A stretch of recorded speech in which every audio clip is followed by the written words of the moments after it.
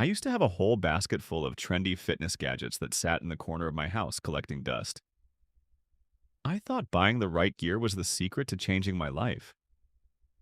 We've all been there, buying things for a fantasy version of ourselves that doesn't actually exist.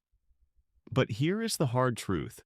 Cutting out your $3 morning coffee or tracking the price of asparagus isn't going to make you rich. In fact, obsessing over pennies is keeping you broke because you are ignoring the massive money leaks happening right under your nose. If you want to build wealth, you need to stop asking $3 questions and start asking $30,000 questions. Let's build a life where you can spend extravagantly on what you love. Because that is the part nobody tells you. Everybody wants to lecture you about discipline, deprivation, sacrifice, and whether you really need guac with your burrito. Meanwhile, the same people will sign a car loan that drains them for 6 years, pay interest on a credit card balance they pretend not to think about, keep a garage full of junk they bought to feel ambitious, and then pat themselves on the back because they skipped dessert. That is not financial sophistication. That is financial theater.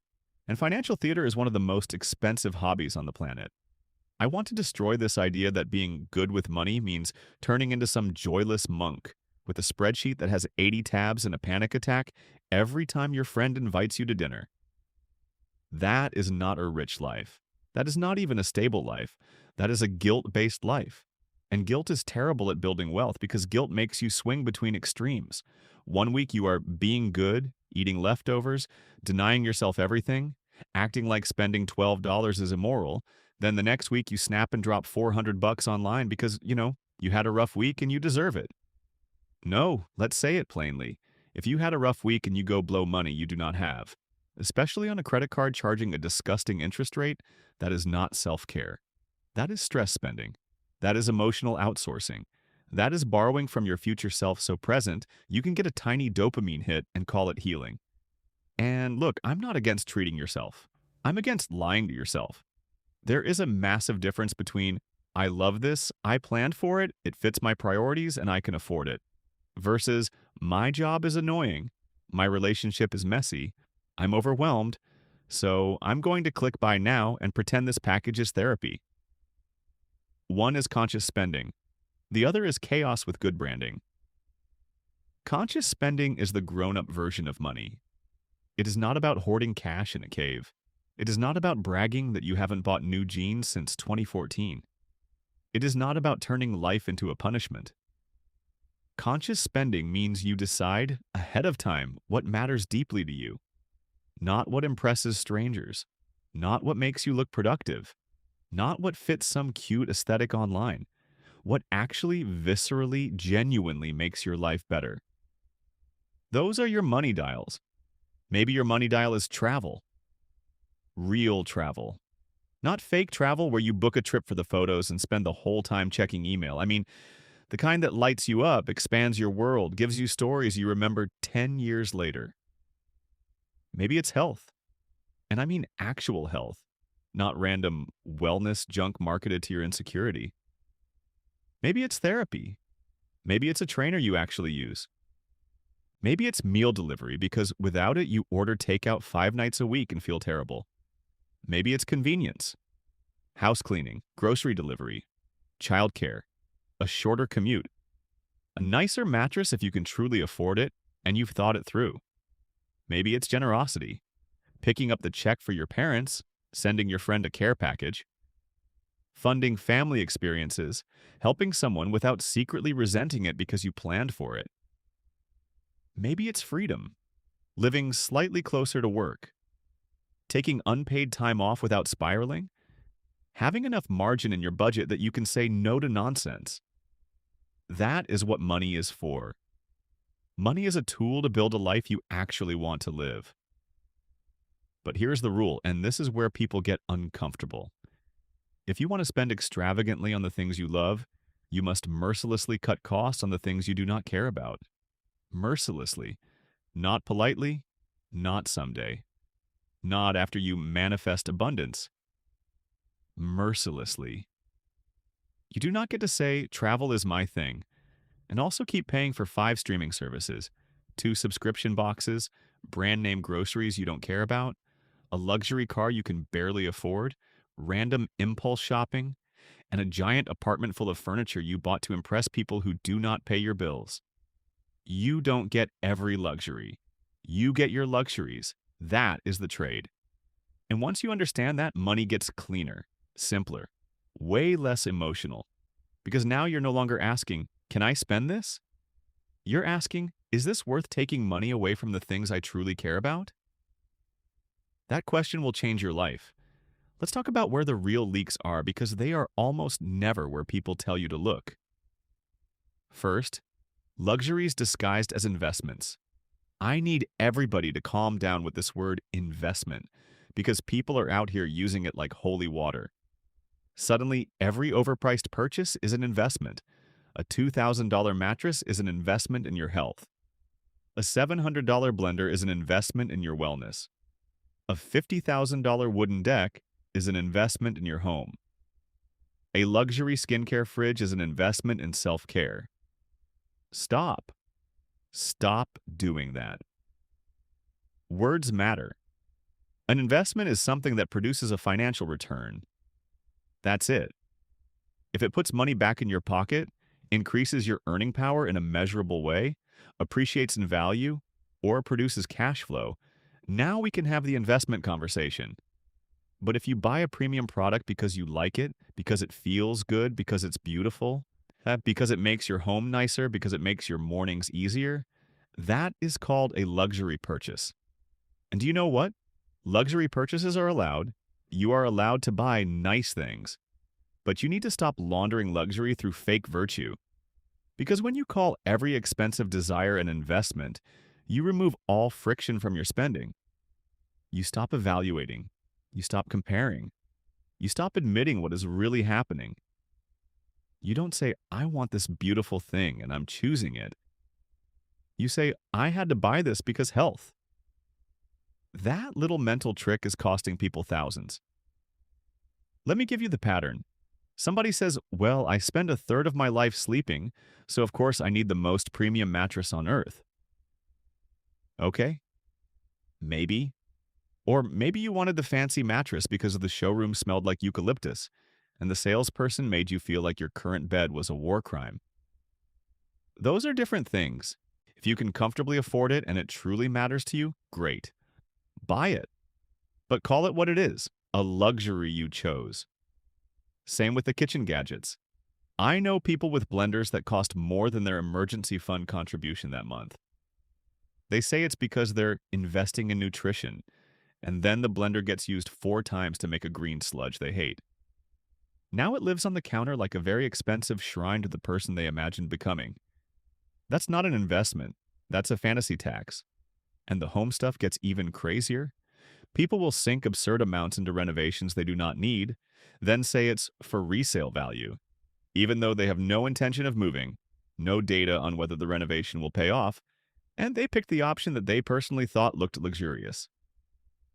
Again, it's fine to want a beautiful home. I love a beautiful home. But stop pretending every aesthetic urge is a savvy financial move. If you want the deck, want the deck. Just don't act like the deck is your financial advisor. Why am I so intense about this? Because honesty creates control. Once you admit, this is not an investment, this is a luxury, now you can ask the correct question.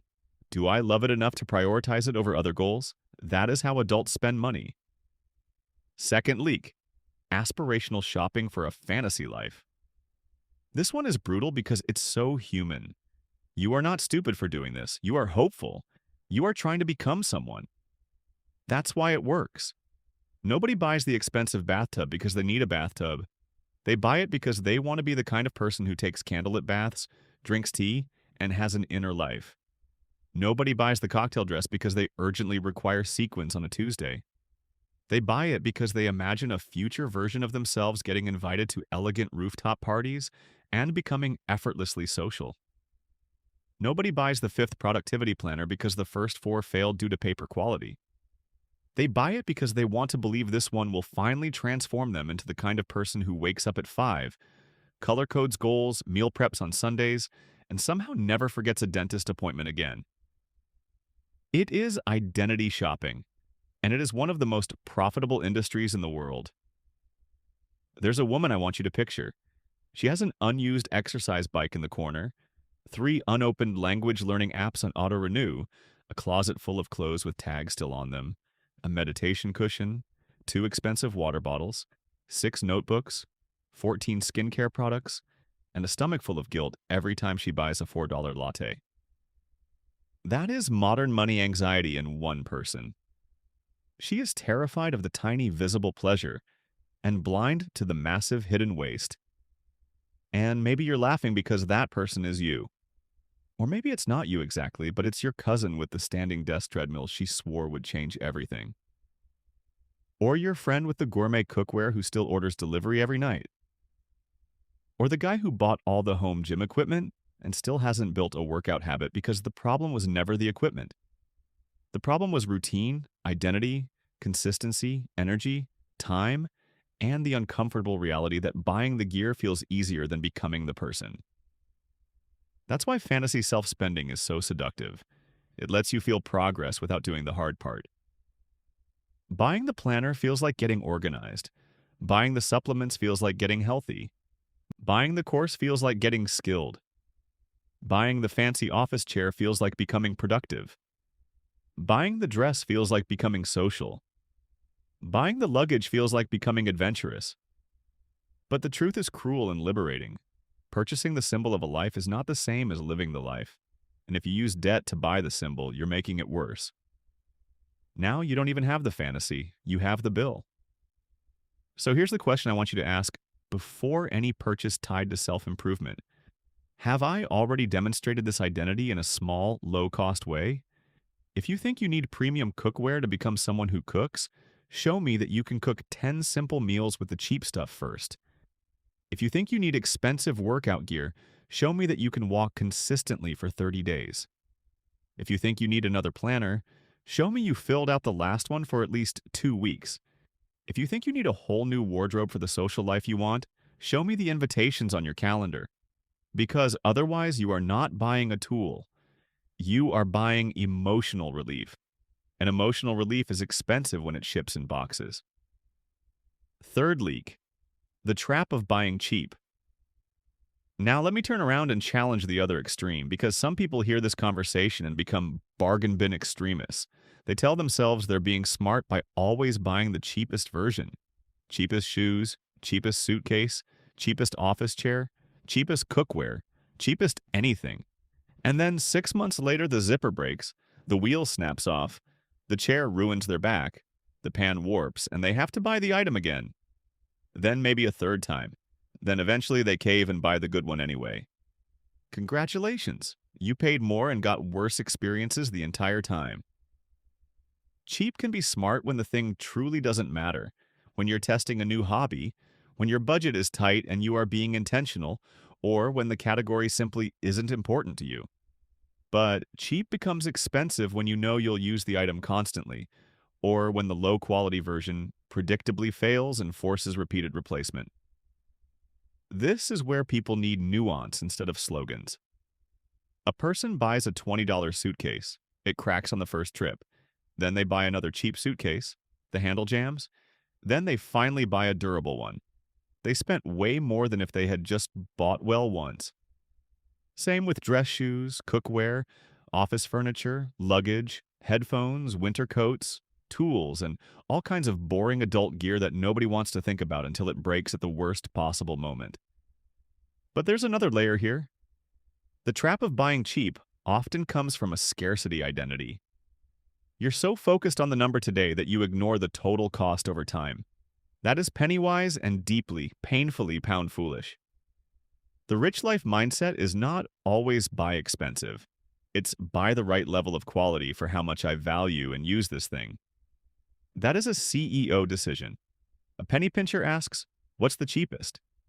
A conscious spender asks, what's the smartest total decision over 3 years? See the difference. One is reacting to price. The other is managing value. And I need you to see how all three of these leaks connect. Calling luxuries investments lets you overspend without honesty. Buying for your fantasy self lets you overspend without behavior change. Buying cheap lets you overspend through repetition and frustration. Different costumes, same outcome. Money leaking out while you obsess over tiny purchases that barely move the needle. This is why mainstream advice makes me insane. It is obsessed with visible, moralized spending. Coffee, lunch out, small treats. It turns everyday pleasure into a character flaw, as if wealth is built by becoming suspicious of every tiny joy, as if the path to freedom is living like a scolded child. No, a person can cut every latte, every lunch, every tiny pleasure, and still stay broke if they ignore the big stuff. Housing, vehicles, debt, subscriptions, impulsive online shopping, unused memberships, low savings rates, terrible salary negotiation, chronic fantasy self-spending, and buying a bunch of overpriced investments that are actually luxuries. You do not need more shame. You need a system. Let me walk you through how this actually works. Step 1. Identify your money dial, not 5 of them, not 12. Start with 1. Ask yourself, when I spend in this area, does it create real joy before, during, and after the purchase? Do I use it? Does it improve my life in a lasting way? Would I happily cut other things to afford more of this? That last question is everything, because everybody says they value everything. Family, health, travel, convenience, experiences, great food, nice clothes, good design, generosity, fitness, rest, beauty, freedom. Wonderful. So does every marketing department on Earth. But priorities are revealed by trade-offs. If you say travel is your money dial, would you drive a boring, reliable car so you can take better trips? Would you live in a slightly smaller place? Would you stop random shopping? Would you unsubscribe from services you barely use? Would you say no to status spending in order to say yes to a month abroad or first-class flights or extra days off? If yes, that might really be your money dial. If not, then maybe you like the idea of travel more than the reality, and that's okay. Better to know. Step 2. Audit your spending like a detective, not like a martyr. Look at the last 3 months, not what you intended, not what you think you do, what actually happened. Where did money go that made you feel absolutely nothing a week later? What purchases did you forget almost immediately? What subscriptions are quietly nibbling away at your cash? What products did you buy for a version of yourself that never showed up? What cheap replacements keep forcing repeat purchases? What treats were really stress spending? What investments were just luxuries in a lab coat? You need this level of honesty. Without it, you are budgeting in a fantasy world. Step 3. Cut ruthlessly from the dead zones. If you do not care about fancy cars, stop financing your ego. If you do not care about designer labels, stop buying status fabric. If you do not care about gourmet cooking, stop collecting kitchen trophies. If you do not care about keeping up appearances, stop spending like an audience is grading you. This is where people get their power back. Because cutting from what you do not care about doesn't feel like deprivation. It feels clean. It feels intelligent. It feels like waking up. And step 4, pre-allocate money to your money dial. This is the part people miss. Guilt-free spending does not happen because you try to be good. It happens because the money is already assigned. When you know your bills are covered, your savings are happening automatically, your debt payoff is on track, and there is a specific bucket of money for the thing you love. Then spending becomes peaceful. You stop doing that weird mental gymnastics in the checkout line. You stop opening your banking app with one eye closed. You stop bargaining with yourself like a hostage negotiator. You simply spend from the category you already decided matters. That feeling is incredible. Imagine loving live music. In the old version of your financial life, every concert ticket feels irresponsible. You buy it and feel guilty, or you skip it and feel deprived, or you put it on a credit card and promise yourself you'll figure it out later. Miserable. Now imagine you intentionally cut a bunch of spending you do not care about. Maybe that means you stop chasing every fashion trend. Maybe you downgrade a subscription stack. Maybe you cook 3 extra nights a week because you genuinely do not care about restaurant meals. And every month, money goes into your live music bucket automatically. Now, your favorite artist announces a show. You buy the ticket in 30 seconds. No guilt, no drama, no shame spiral. Why? Because this wasn't an impulse. It was a decision made by your highest priorities. That is what a rich life feels like. Not flashy, not performative. Clean. And I want to say something important to the people who grew up around financial chaos, because for some of you, guilt around spending is not about math, it's about fear. You watched money disappear. You watched adults fight. You watched purchases become survival decisions. So now, even when you technically can afford something, your body still reacts like spending equals danger. I get it. Conscious spending does not mean abandoning caution. It means replacing vague fear with clear intention. The goal is not to become reckless. The goal is to become calm, to stop making money decisions from panic, shame, aspiration, or emotional exhaustion. You are not trying to become a person who never thinks about money. You are trying to become a person who thinks about money clearly. That is a huge difference. And this is where the identity shift matters. Stop seeing yourself as the helpless penny pincher. Stop making your whole personality, "I'm bad with money," or "I'm trying to be more disciplined," or "I just have no self-control." That story is lazy. It keeps you small. It makes you reactive. Start seeing yourself as the CEO of your finances. What does a CEO do? They allocate resources. They don't whimper over every paperclip. They decide what matters, cut what doesn't, review the numbers, and move money towards strategy. That is your job now. A CEO does not say, "I had a hard week, so the company bought random nonsense." A CEO does not say, "We're bleeding cash, but at least we skipped coffee." A CEO does not say, "We purchased these tools for future excellence," while the tools rot in storage. A CEO does not keep funding departments that produce no value. And if that sounds harsh, good. You need some harshness, not shame. Clarity. Because once you stop moralizing money and start managing it, everything changes. You can buy the nice hotel on the trip you deeply care about and feel fantastic. You can spend more on therapy, healthier food, or convenience if those things genuinely matter and your numbers support it. You can cut brutally in areas that bring you zero joy and never look back. You can stop confusing deprivation with virtue. That is the core message. The goal is not to spend less. The goal is to spend well. Spend extravagantly on what you love. Cut mercilessly on what you do not. Tell the truth about luxury. Stop buying for your fantasy self. Stop buying cheap just to buy twice. Stop calling stress spending deserved. Stop treating guilt like wisdom. Build a system. Allocate on purpose. Act like the CEO and then watch what happens. You stop fearing money because you finally know where it's going.